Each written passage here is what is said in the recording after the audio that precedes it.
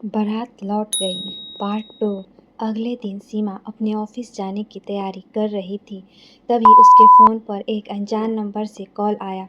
उसने फ़ोन उठाया तो दूसरी तरफ एक लड़की रो रही थी। दीदी, मेरा नाम पूजा है। मेरी शादी अगले महीने है। लड़के वाले अब बाइक के साथ 2 लाख रुपए और मांग रहे हैं।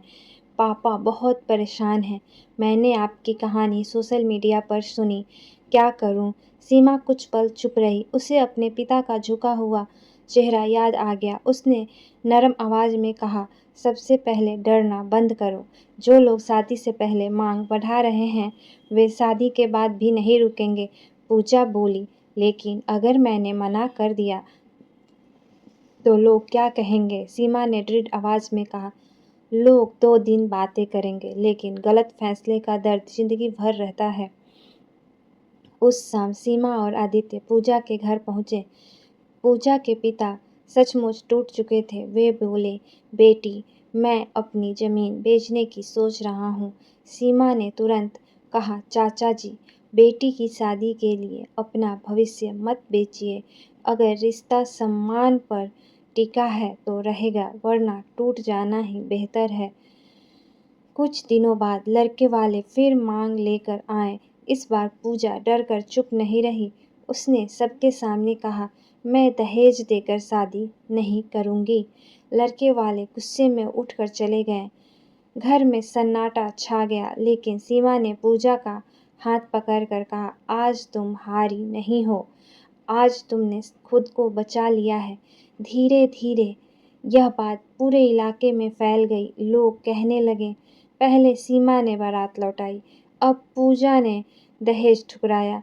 एक दिन सीमा के घर बाहर कुछ कॉलेज की लड़कियां आईं।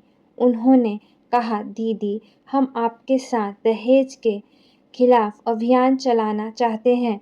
सीमा की आंखें भर आई। उसे लगा कि उसकी आवाज़ अब सिर्फ उसकी नहीं है। उसने मुस्कुराकर कहा, अगर एक बेटी भी अपने सम्मान के लिए खड़ी हो गई तो हमारी कोशिश सफल हो जाएगी। उसी रात उसके पिता ने कहा, बेटी, पहले मुझे डर था कि समाज क्या कहेगा। आज लोग मुझे तेरे नाम से जानते हैं और मुझे इस बात पर गर्व है। सीमा ने पिता के कंधे पर सिर रख दिया। उसे महसूस हुआ कि उस दिन लौटी हुई बारात अब उसकी जिंदगी की सबसे बड़ी हार नहीं, बल्कि सबसे बड़ी जीत बन चुकी थी। कुछ दिनों बाद सीमा और उसकी टीम ने गांव में एक बड़ा जागरूकता कार्यक्रम रखा। वहां कई परिवार अपनी बेटियों के साथ पहुंचे। तभी भीड़ में से एक युवक डरता हुआ सीमा के पास आया, बेटी, मेरी मदद करो, शादी आज ही है। लड़के वाले मंडप में पहुंचकर 5 लाख रुपए मांग रहे हैं। सीमा तुरंत उसके साथ शादी वाले घर पहुंची। वहां दुल्हन राधा रो रही थी और उसके पिता बार बार लड़के वालों से हाथ जोड़ रहे थे। लड़के का भाई ऊंची आवाज में बोला, अगर पैसे नहीं है तो शादी भी नहीं होगी। सीमा आगे बढ़ी और शांत स्वर में बोली, जब रिश्ता तय हुआ था तब क्या यह मांग बताई गई थी? लड़के वाले चुप हो गए। राधा ने आंसू पोंछे और धीरे से कहा, दीदी, मैं अपने पापा को कर्ज में डूबते नहीं देख सकती। सीमा ने उसका हाथ पकड़ा और बोली, फैसला तुम्हें करना है, डरकर मत, अपने सम्मान के साथ सोचो। कुछ पल की खामोशी के बाद राधा अचानक खड़ी हो गई। उसने सबके सामने कहा, मैं ऐसी जगह शादी नहीं करूंगी जहां मेरी कीमत पैसे से तय की जाए। पूरा मंडप सन्न रह गया। लड़के वाले गुस्से में वहां से चले गए। राधा के पिता रोने लगे, लेकिन इस बार दुख से नहीं, राहत से। उन्होंने कहा, बेटी, आज तूने मुझे बर्बाद होने से बचा लिया। यह खबर तेजी से पूरे जिले में फैल गई। अखबारों में छप गया। दहेज मांगने वालों को दुल्हन का जवाब। सोशल मीडिया पर लोग सीमा और राधा की हिम्मत की तारीफ करने लगे। उसी शाम जिला प्रशासन ने सीमा को सम्मानित करने के लिए बुलाया। मंच पर अधिकारी ने कहा, एक लड़की की हिम्मत ने कई परिवारों की नई सोच दी है। सीमा ने माइक संभाला और कहा, मैं कोई बड़ी इंसान नहीं हूँ। मैं सिर्फ इतना चाहती हूँ कि कोई भी पिता अपनी बेटी की शादी के लिए अपना घर, जमीन या आत्मसम्मान न बेचे। तालियों की गूंज पूरे हॉल में फैल गई। सामने बैठे उसके पिता की आंखें फिर भर आई। उन्होंने मन ही मन सोचा, जिस बेटी की बारात कभी लौट गई थी, आज वही बेटी हजारों बेटियों की ताकत बन चुकी है। कुछ महीनों बाद सीमा का दहेजी विरोध अभियान पूरे राज्य में चर्चा का विषय बन गया। कई लड़कियां उससे सलाह लेने लगी थीं। एक दिन उसे एक बड़े समारोह के मुख्य अतिथि के रूप में बुलाया गया। मंच पर पहुंचते ही उसने सामने बैठी सैकड़ों बेटियों और उनकी माता-पिता को देखा। उसकी आंखों में वही पुराना मंडप घूम गया, जहां उसने अपने पिता की इज्जत बचाने के लिए शादी तोड़ दी थी।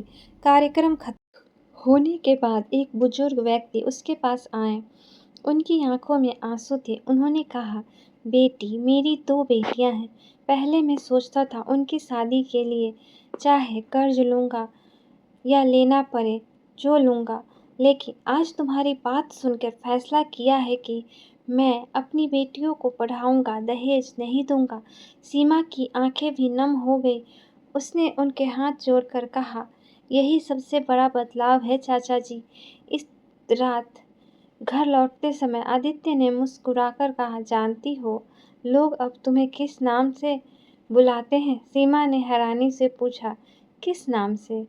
आदित्य बोला, वो लड़की जिसने बारात लौटाकर बेटियों को झुकना नहीं, लड़ना सिखाया।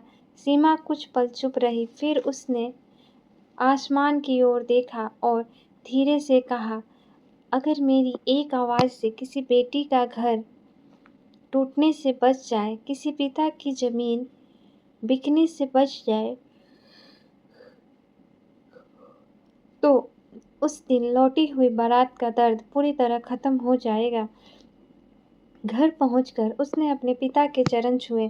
पिता ने उसे गले लगा लिया और बोले, बेटी, उस दिन मुझे लगा था कि हमारी इज्जत चली गई, लेकिन आज समझ आया कि उस दिन हमारी इज्जत बच गई थी। सीमा की आंखों से आंसू बह निकले, लेकिन इस बार ये आंसू दुख के नहीं, गर्व के थे। उसने मुस्कुराकर कहा, पापा, बेटी बोझ नहीं होती, उसे बस अपने सम्मान के लिए खड़ा होना आना चाहिए। बाहर हल्की बारिश हो रही थी। हवा में एक अजीब सी शांति महसूस हो रही थी। सीमा खिड़की के पास खड़ी होकर बूंदों को गिरते हुए देख रही थी। उसे महसूस हुआ कि उसकी ज़िंदगी का सबसे कठिन दिन उसकी सबसे बड़ी ताकत बन चुका है। उस दिन लौटी हुई बारात का दर्द अब किसी हार की निशानी नहीं, बल्कि एक ऐसी जीत की कहानी बन चुकी थी जो आने वाली पीढ़ियों को यह सिखाएगी कि शादी प्यार और सम्मान का रिश्ता होता है, कोई सौदा नहीं। समाप्त। अगर आपको ये कहानी पसंद आए तो कमेंट में ज़रूर बताएं। Thank you. Subscribe please.